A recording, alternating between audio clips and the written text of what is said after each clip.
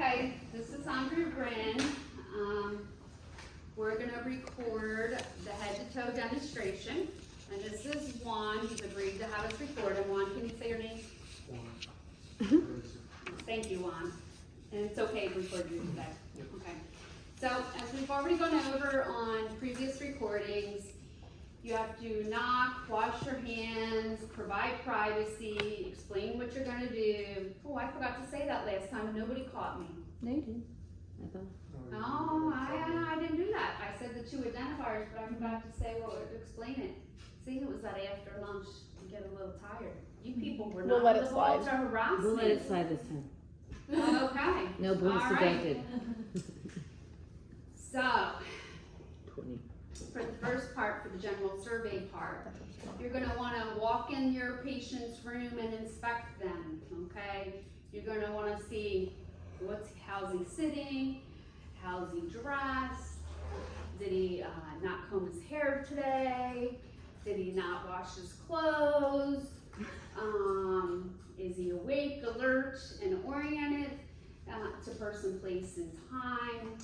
Well, we know from our last recording he is disoriented, okay? He did not know the date. His speech is clear. Anyway, we'll just say for the purpose of the demonstration that he is awake, alert, and oriented, person, place, and time, and his speech is clear, fluent, and appropriate to the situation.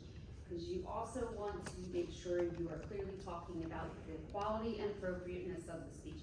He is sitting upright, he is well groomed, okay, and he appears well nourished. He is not having, bones popping out from places, saying that he is undernourished, okay? All right, so we're not gonna mess up his hair because, he did style it nicely today. So, and so I'm not gonna touch the top of his head, but you're gonna, look at the distribution of his hair, you're gonna palpate his head, okay? You're gonna inspect, make sure you don't see any bugs or parasites or lesions, just like you did for HENT. And you're gonna say his head is normocephalic with even hair distribution, no lesions or parasites are noted. Then you're gonna, and I forgot to bring a cotton swab, so we'll just pretend. Okay? So we're gonna check the sensation on his face. And can you close your eyes? Can you tell me where I touched?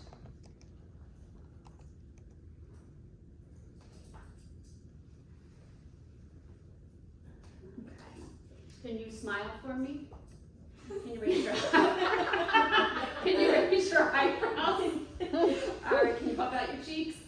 Okay, so then you're gonna say, sensation on face is intact bilaterally, face is symmetric bilaterally, upper and lower, trigeminal nerve and facial nerve are intact.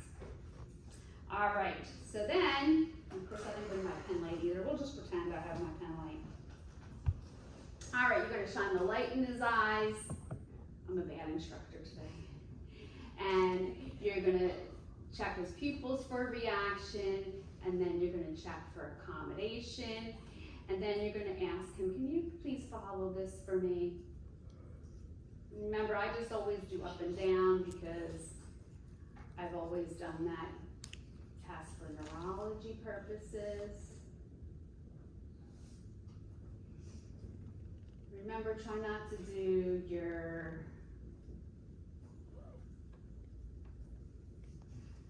and then you bring it back. You're going to say pupils wrinkle round reacted to light and accommodation or perla. Extraocular movements are intact. And so you can add in the cranial nerve movements if you desire. And cranial nerve numbers if you desire. You can say oculomotor, trochlear, and abducens. And while you were doing all that, you did not notice any redness or discharge from the eyes. If you want to be more specific, you can ask them to pull down the conjunctival sac, since you've already learned to do that for HENT. Okay, so visual field confrontation. Can you look at my nose? And you're supposed to do this at the same level as them. So, can you look at my nose? How many fingers? and some of you have learned from the videos to go like this, whichever you prefer. So your visual nerve or your optic nerve is intact, which is cranial nerve 2. So you're gonna have them look in their mouth, say ah. Alright, can you stick your tongue back in? Okay, can you just pull down your lip a little bit? Alright, can you move your tongue side to side? Alright, touch the top here. Alright. And can you swallow for me? Alright, so his mucous membranes were moist. I didn't notice any teeth needing repair. Let's see. They were intact, his tongue was midline, his uvula was midline, rises with phonation. Swallowing is intact, glossopharyngeal, vagus, and hypoglossal nerves are intact. You can say 9, 10, and 12, whatever you prefer, okay? So you're gonna look at his nose. I don't see any deviation looking at the outside. I don't see any nasal discharge. Can you cover one side? Can you breathe in and out? How about the other side? Okay. This one does not say you have to have them smell anything, and it does not say you have to name the nerve. If you do, that's fine too. Okay? It's all factory. So now, nares are patent bilaterally, no nasal discharge or deviation is noted. So next, you're going to look in the ear. Everything okay? Yes. Okay. So you got your little pen light, my little marker. Okay, you're gonna look in the ears. You're gonna check their hearing, okay? And this one says you have to do it by the finger rub test, okay? So I'm gonna ask you, and tell me which side you hear it on. Okay. So there was no excess rheumatoid, redness, discharge, or lesions in the ears, and hearing is intact by finger rub bilaterally. The acoustic nerve is intact, and that's cranial nerve 8. Okay? Wake up. Stand up if you have to. Okay, so you're gonna do head, neck, and shoulder movements. Can you shrug your shoulders up? Okay, can you turn your head to this side, this side? So head, neck, and shoulder movements are bilaterally symmetric, 5 out of 5, spinal accessory nerve, or cranial nerve 11 is intact. Okay, on to all the lymph nodes. You have to know them again. Pre-auricular, post-auricular, occipitals in the back, okay? Submental, submandibular, tonsillar, anterior cervical, posterior cervical, and supraclavicular is right above your clavicle. Okay? Oh, he's trying to get a massage. That's why he's not nice to you when you do your demonstration. Yeah. Okay? It's not involuntary. All right. AP, the transverse diameter. AP is less than the transverse diameter. It's 1 to 2 or less than 0.70. You're going to say the respiratory rate again. Oh my gosh, she can't stop laughing. She's going to make me laugh. All right. You're going to look at the respiratory rate. That rhythm again. Respiratory rate is 12. Regular rate and rhythm. No accessory muscle use. No cough noted. And I don't think I forgot anything there. All right. Then you're going to inspect spinal alignment, which you can say is normal, yes, for the demonstration, not on your live assignments. Can you bend over for me? You can have, can you, all right, you can stand up if you want. Or why? Yeah, Simon says. All right. Can you bend over? I thought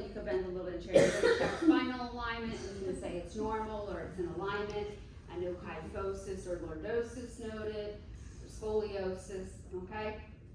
You can sit back down, thank you. You're a very good patient today. What, can you sit sideways? And then you're gonna do thoracic expansion again. You're gonna do it posteriorly, ask them to take a deep breath. You're gonna do it anterior again, just like we just did. And your hands should rise and fall symmetrically, just like we just did for cardiopulmonary, okay? Then you're gonna do tactile perimetus again. You don't have to do the 99 100 times again. So you're gonna do 99, 99, 99, 99.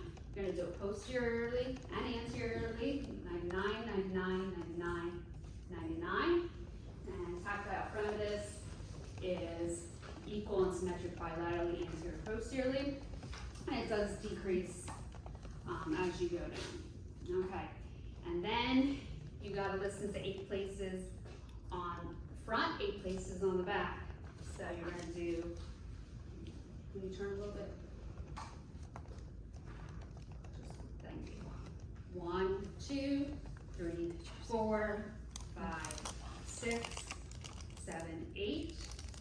And if you like to do the sides while you're here, can you lift up this arm?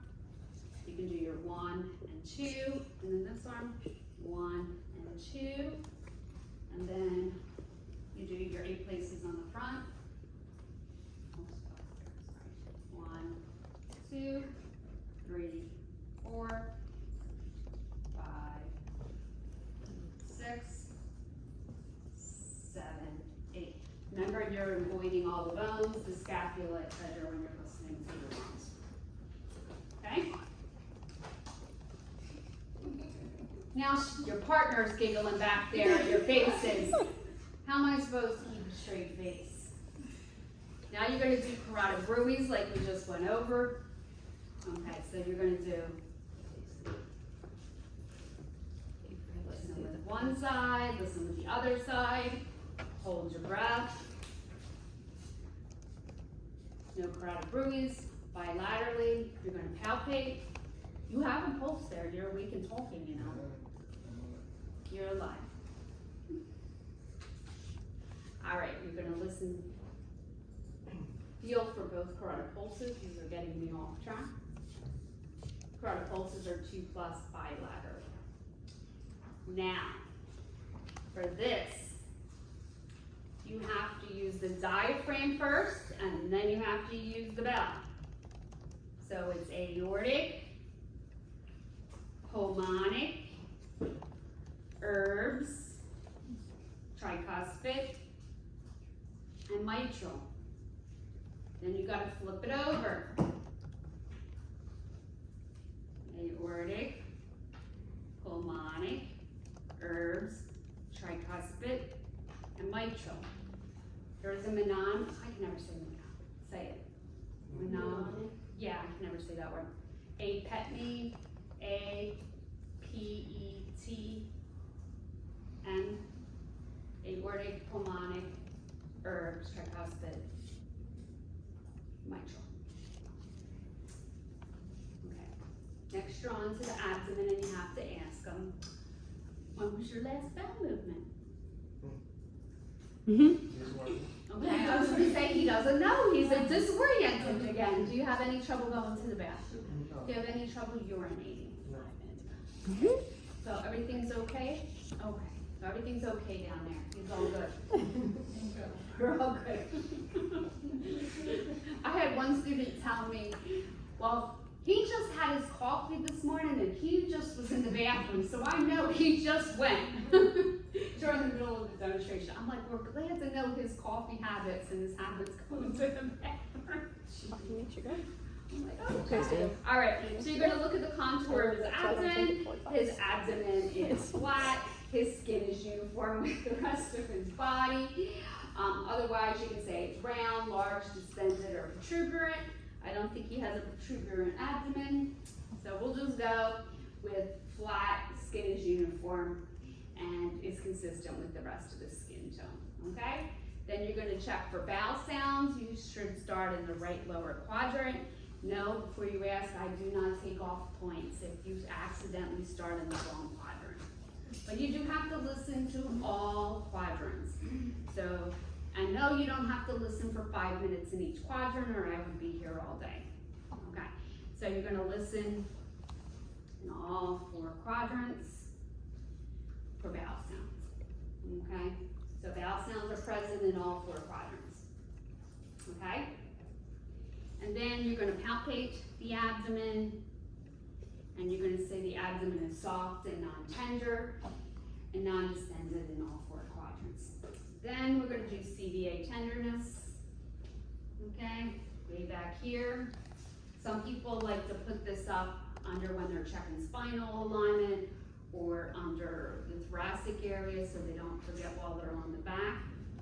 Okay, musculoskeletal skin. Remember you have to check all of the extremities, so you're going to palpate all the extremities, make sure they feel nice and warm. You're going to push over a bone, make sure there's no edema.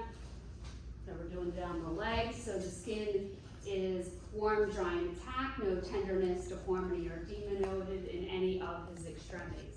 He didn't jump off the table, so I didn't have to ask him if he had any tenderness. Some patients, if you constantly ask them if they have tenderness, they're going to tell you yes to everything because they're just one of those people. So usually if you touch somebody and something's sore, they're going to tell you it's sore. It might be a little sore and maybe they don't jump off the bed at you, and you might have to ask them. But when you have one of those people who you ask questions and they say yes to everything, you don't want to, okay? So, all right, so you're going to check his capillary refill. You're going to push him a fingernail and a toenail on each side, and you're going to say the capillary refill is less than 2 seconds. We're not having him take his socks and shoes off. We're going to let that go today. Okay, we're going to be nice to him. Can you stand up and walk across the room for me and walk back? Thank you. So you can see both arms swing nicely. His gait is smooth and coordinated with equal arm swing noted bilaterally. Thank you.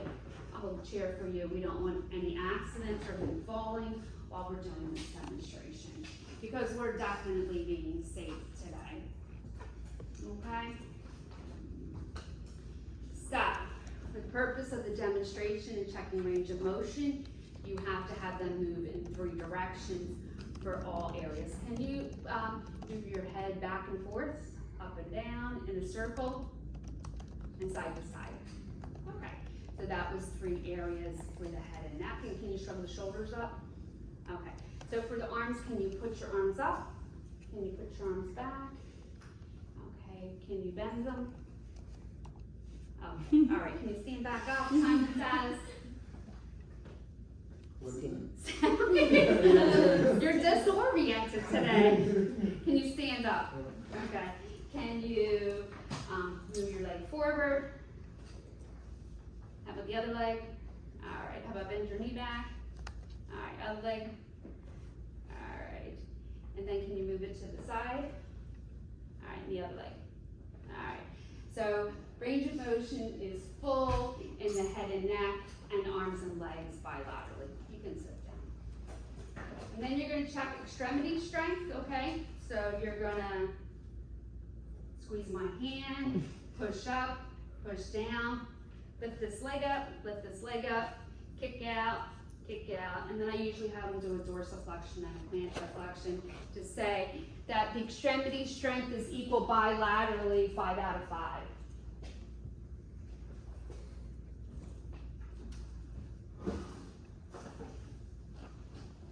Oh, there's cotton swabs in there. I forgot about that. All right, so then we've gone over this before, but you're going to check the bicep reflex, brachioradialis, and the tricep reflex, and you're going to do it bilaterally. Is 2+ on both sides. So tricep, bicep, brachioradialis. You're going to do the patellar reflex, and you don't stand in front of them because you don't want to get kicked somewhere. The Achilles, and then as we've gone over before, you're going to do the plantar and a negative Babinski. Okay. Then you're going to palpate the brachial, next to the tendon. And you're gonna do that on both sides. You're gonna do the radial on both sides. You're gonna palpate the popliteal. It's difficult to feel in a lot of people. Then you're going to do the posterior tibialis, right next to the ankle, and then the dorsalis pedis. Oh, it's hard to see there. Okay, so posterior tibialis, right next to the ankle, and the dorsalis pedis will be right on top of the foot there. Okay, you're going to palpate both sides, say the popliteal, posterior tibialis, dorsalis pedis, with 2 plus throughout. You're going to thank Juan for letting us record him again today for the second time, and be humorous and attentive and cooperative, even though he's disoriented because he's been so stressed with school. He's falling. For sure. He might fall. Oh, he's a fall risk for sure, being disoriented and not cooperative. Right. Because he forgot to follow Simon's has. So you make sure to be comfortable, you give him all his belongings, his call light, you make sure the bed alarm is on, The wheels are up. and you wash your hands, provide privacy, blah, blah, blah. Although some of the later ones you don't have to do all that, but we're just gonna say that to be on the safe side. Then we are done. Yeah. Thanks, Juan. Mm-hmm. But you do have a good PMI, you should let people feel that, if you're comfortable with that.